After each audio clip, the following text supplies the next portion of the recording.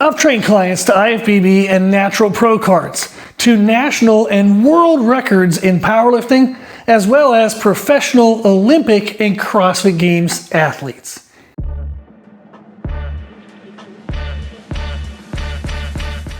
In my workout today at home, I did a workout structure that I use with clients who are wanting to build their legs without thickening their midsection. This can work for people who are transitioning from strength sports into wanting more of an aesthetic look. Sometimes with strength sports, heavy squats, heavy overhead presses, heavy carries, they can develop a thicker midsection. So when they're wanting to bring that down and bring up their thighs, this is a structure we will use. I'll also use it for general population if they have thicker midsection and they want to balance that out by making the thighs bigger. This will help.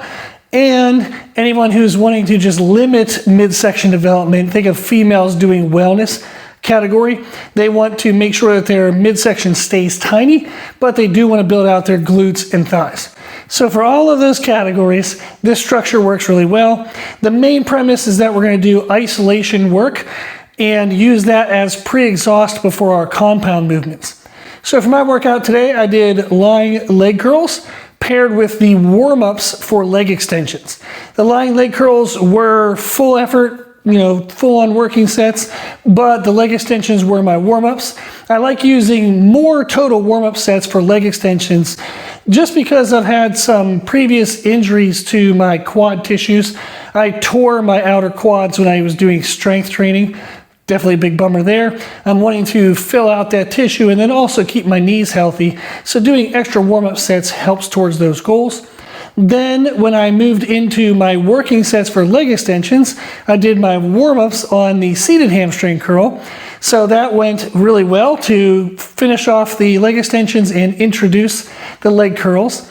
I then finished off the leg curls while I was warming up the hack squat. And then I did all of the hack squat on its own just to control my lungs and finished with dumbbell RDLs. Now the hack squat was my main compound movement for the day, and the specific nuance to that that's noteworthy is that it is a stabilized structure that doesn't allow hip movement. Now, sometimes we will use squat variations that allow freedom of movement of the hips. We have our Roger Squat Pro behind me. You might do a Smith machine squat, but it's still going to be something that's stabilized for you.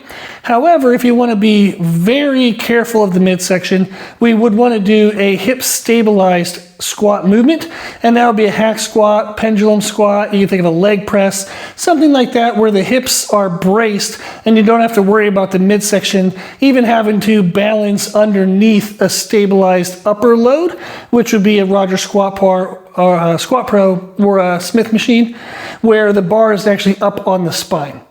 So that's something you can do for a nuance in the selection of your compound movement. And then the dumbbell RDLs is a free weight movement, but you can tell that the purpose of that is the positioning is that it's at the very end of the workout. So if you're going to do some type of compound movement, whether it's barbell or dumbbell RDLs, stiff leg deadlifts, lunges, where there does require some stabilization, you want to do that at the very end when you've already pre-exhausted the thigh muscles. So this is a great structure you can use for all the benefits and purposes I already mentioned, is do isolation work for quadriceps, hamstrings, and glutes. We have our, let me get out of the way. We have our Nautilus hip drive here, which would be a good isolation for the glutes. So you can do quadriceps, hamstrings, glutes, depending on what you want to focus, what your weak areas are. Then go into your compound movement. You can do a hip braced movement or an open position or a free hip movement. That would be fine. As long as it's stabilized, that's going to reduce a lot of core activation. And then if you do finish with a compound movement, make sure that by that point you're pretty much exhausted and the weight loads you're going to need will be minimal in order to still reach maximum intensity. Hopefully that was helpful. If you have any questions, let me know in the comment section below, and thank you for watching.